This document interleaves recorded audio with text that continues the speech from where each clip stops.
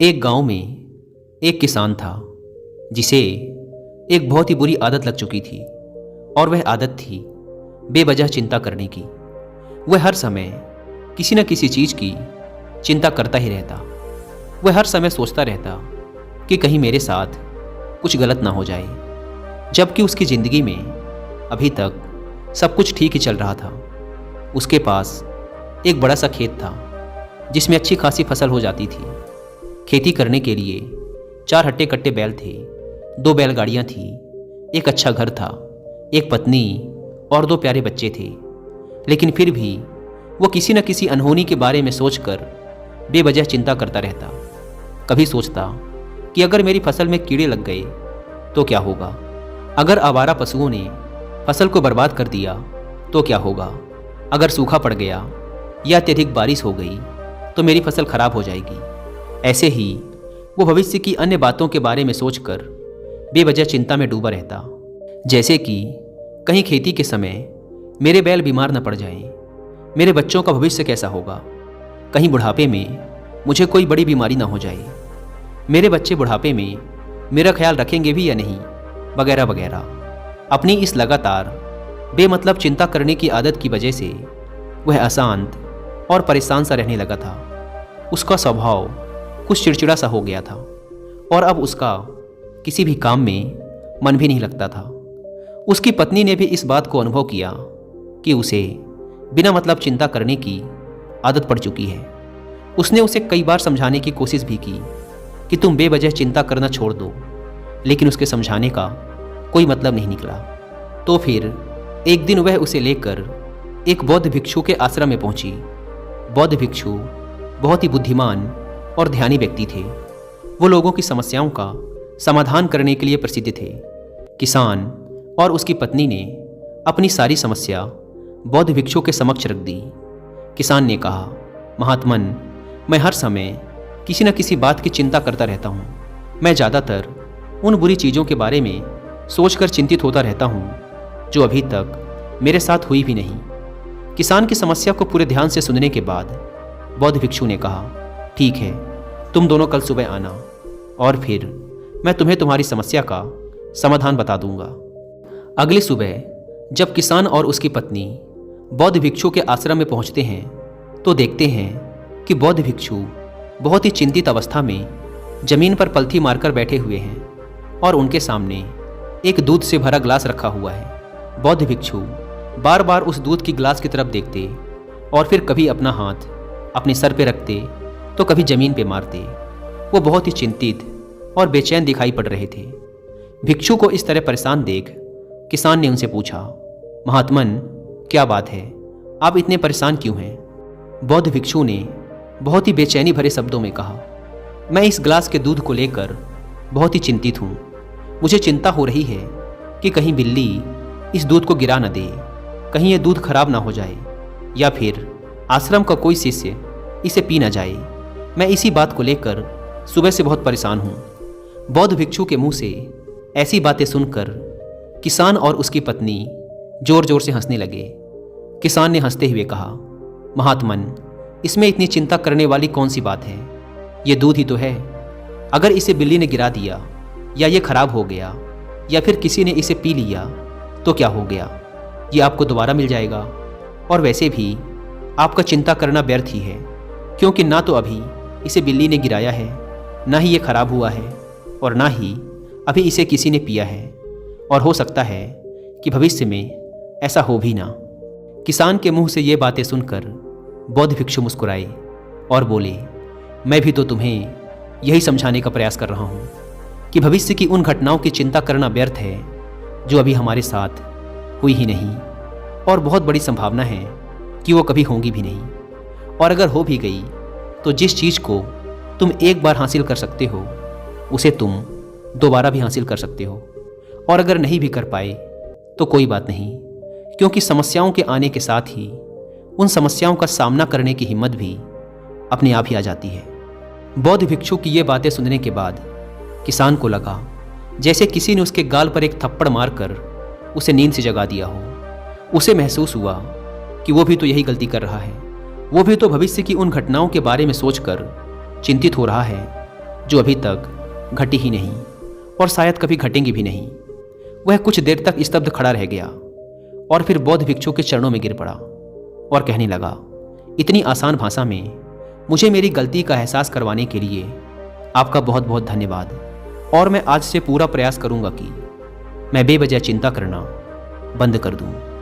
दोस्तों, अगर आपको भी हर छोटी छोटी बात पर चिंता करने की आदत है और आप इस आदत से छुटकारा पाना चाहते हैं, तो इसके लिए आप कुकू एफएम पर एक किताब सुन सकते हैं जिसका नाम है how to stop worrying and start living, यानी चिंता छोड़ो सुख से जियो।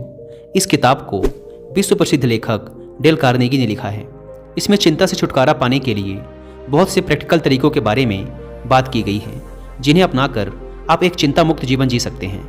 और कुकू एफएम के बारे में बात करें तो यह इंडिया का सबसे बड़ा ऑडियो बुक प्लेटफॉर्म है, जहां पर आप 10,000 से भी ज़्यादा किताबों को ऑडियो फॉर्म में सुन सकते हैं, वो भी अपनी मनपसंद लैंग्वेज में। नॉर्मली इस प्लेटफॉर्म के पूरे साल भर का सब्सक्रिप्शन पड़ता है 399 रुपीज़ का, लेकिन अगर आप यूज़ करते हैं कूपन कोड WI50 तो आप में से पहले 250 लोगों को ये पड़ेगा सिर्फ 199 रुपीज़ में, वो भी पूरे 1 साल के लिए। ऐप को डाउनलोड करने की लिंक भी आपको डिस्क्रिप्शन एंड फर्स्ट कमेंट पर मिल जाएगी। दोस्तों, जैन बुद्धिज्म में एक कहावत है, जब तुम चल रहे हो तो केवल चलो, जब तुम खा रहे हो तो केवल खाओ। इस लोकप्रिय जैन कहावत ने कुछ महीने पहले मुझे पहली नज़र में ही इसके अर्थ के बारे में हैरान कर दिया था। और सच कहूँ तो मुझे ऐसा लगता है कि इस जैन कहावत के अर्थ में ही वो राज छुपा है, जिसे अगर किसी ने अच्छे से समझ लिया और अपने जीवन में उतार लिया तो वो चिंता के बंधन से हमेशा हमेशा के लिए मुक्त हो जाएगा। इस जैन कहावत के अर्थ के बारे में हम आगे बात करेंगे, लेकिन उससे पहले देखते हैं कि हमारे दिमाग में किस तरह के विचार ज़्यादा चल रहे होते हैं। अगर हम कुछ समय के लिए अपने विचारों पर ध्यान दें तो हम पाएंगे कि किसी भी काम को करने के बाद हमारे दिमाग में ज़्यादातर समय ये 4 विचार ही बार बार चलते रहते हैं। पहला, क्या मैंने ये सही से किया? दूसरा, क्या मैं इसे और बेहतर कर सकता था? तीसरा, इसका परिणाम क्या होगा? और चौथा, लोग मेरे और मेरे काम के बारे में क्या सोच रहे होंगे? ये ऐसे कुछ विचार हैं जो हमारे दिमागी सिस्टम में ज़्यादातर समय चलते रहते हैं, लेकिन हमें पता नहीं चलता, क्योंकि हमने इन विचारों के साथ जीना सीख लिया है। और हमारा दिमाग काम भी ऐसे ही करता है कि अगर हमने इससे किसी काम को कई बार करवा लिया तो फिर ये उसे अपनी आदत बना लेता है और फिर हमारे चाहे बिना भी उस काम को करने का प्रयास करता है। शुरुआत में तो हम किसी भी काम को अपनी इच्छा से पूरे होशो हवास में करते हैं, लेकिन बाद में वो हमारी आदत बन जाता है और फिर हम बस बेहोशी की हालत में बिना सोचे समझे उस काम को किए चले जाते हैं। जैसे कि जब हम शुरुआत में कार चलाना सीखते हैं तो हमें हर एक छोटी छोटी चीज़ का ध्यान देना पड़ता है और हम पूरी सावधानी के साथ कार चला रहे होते हैं, लेकिन जैसे ही कुछ महीने बीत जाते हैं हमारा दिमाग इसे अपनी आदत बना लेता है और फिर हम फ़ोन में बात करते हुए, गाने सुनते हुए या फिर कुछ खाते हुए भी आसानी से कार को चला लेते हैं और हमें इसके बारे में ज़्यादा सोचना भी नहीं पड़ता। हमारे हाथ और पैर अपने आप ही गियर और ब्रेक्स की तरफ चले जाते हैं, क्योंकि अब हम कार को सबकॉन्शियसली चला रहे होते हैं, यानी कि एक तरह से बेहोशी की हालत में हमें पता नहीं होता और काम हो रहा होता है। ठीक यही हमारी चिंता करने की आदत के साथ भी होता है। जब एक बच्चा छोटा होता है तब उसे पता नहीं होता कि चिंता क्या है, लेकिन जैसे ही वो थोड़ा बड़ा होता है माँ बाप कहना शुरू कर देते हैं, बेटे आपको होमवर्क करना है, आपको उसकी चिंता नहीं हो रही, आपके एग्ज़ाम आने वाले हैं, आपको उसकी चिंता करनी चाहिए। और ऐसे ही ना जानी कितनी सारी चीज़ों के लिए बच्चों के आसपास के लोग उसे चिंता करने के लिए कहते हैं और वो छोटा बच्चा इस बात को मान लेता है कि अच्छा, किसी भी काम को करने के लिए हमें उसकी चिंता करनी पड़ती है और फिर वो भी किसी काम या घटना के बारे में बार बार सोचने लगता है। शुरुआत में तो वो ये काम जानबूझकर करता है, लेकिन धीरे धीरे उसका मन इसे अपनी आदत बना लेता है और फिर ना चाहते हुए भी उसका मन एक ही विचार के बारे में बार बार सोचता रहता है और फिर वो अपनी पूरी ज़िंदगी चिंता के इस जाल में फंस कर रह जाता है। लेकिन अब प्रश्न ये उठता है कि इसका समाधान क्या है? तो इसका समाधान है ऊपर बताई गई जैन कहावत का अर्थ, यानी जागरूकता। हमें अपने विचारों के प्रति जागरूक होना पड़ेगा। हमें थोड़ी देर रुककर इस बात पर ध्यान देना होगा कि कहीं हम ना चाहते हुए भी एक ही घटना के बारे में तो बार बार नहीं सोच रहे। हमें पूरी जागरूकता के साथ ये देखने का प्रयास करना होगा कि पूरे दिन हमारे अंदर किस तरह के विचार उठते रहते हैं। अब आप पूछ सकते हैं कि केवल जागरूकता क्या करेगी। मैं कहता हूँ यह काफ़ी है। यह मन को शांत करने के लिए पर्याप्त है, मन को अपने स्वभाव का एहसास कराने के लिए पर्याप्त है। और जीवन में जागरूकता लाने का सबसे आसान तरीका है ध्यान करना। ध्यान करने के दौरान अपने विचारों पर ध्यान देना। और जब आप पूरी जागरूकता के साथ अपने विचारों पर ध्यान देना शुरू कर देंगे, तब आप पाएंगे कि आपके मन में चलने वाले गैर जरूरी विचार एक एक करके अपने आप ही गायब होना शुरू हो जाएंगे।